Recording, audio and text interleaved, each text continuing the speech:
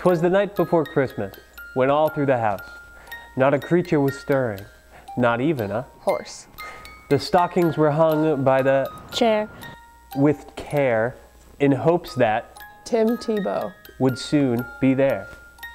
The children were nestled all snug in their beds, with visions of a Kit Kat dancing in their heads.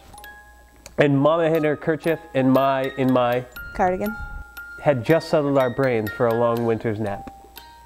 When out on the tree there arose such a clatter, I sprint from the bed to see what was the matter.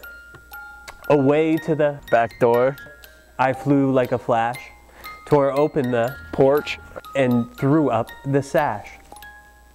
The moon on the breast of the new fallen snow gave luster of midday to the objects below.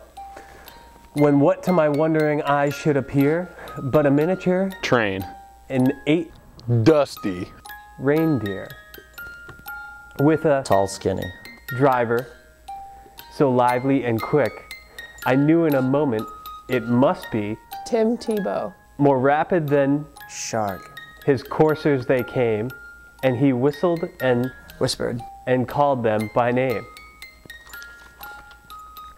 Now Dasher, now Dancer, now Prancer and Vixen, on Comet, on Cupid, on Donner and Blitzen.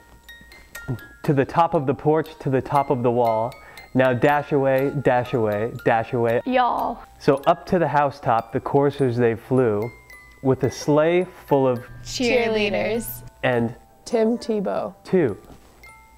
And then in a twinkling I heard on the roof the dancing and pawing of each little hoof. As I drew in my head and was turning around, down the chimney Tim Tebow came with a bound. He was dressed in a cat suit from his head to his foot, and his clothes were all funky with ashes and soot. A bottle of whiskey he had flung on his back, and he looked like a hippie just opening his pack. His eyes, how they twinkled, his ghetto booty, how merry. His cheeks were like pineapple, his nose like a cherry.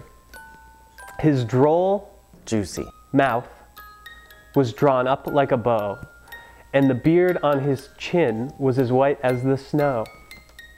The stump of a doobie he held tight in his teeth, and the smoke it encircled his head like a wreath.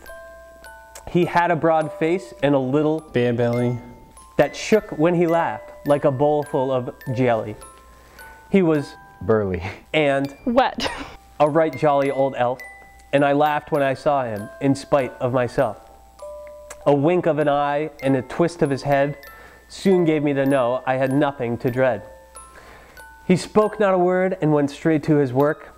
He ate all the magic brownies and then turned with a jerk, and laying his sausage finger aside of his nose and giving a nod, up the chimney he rose.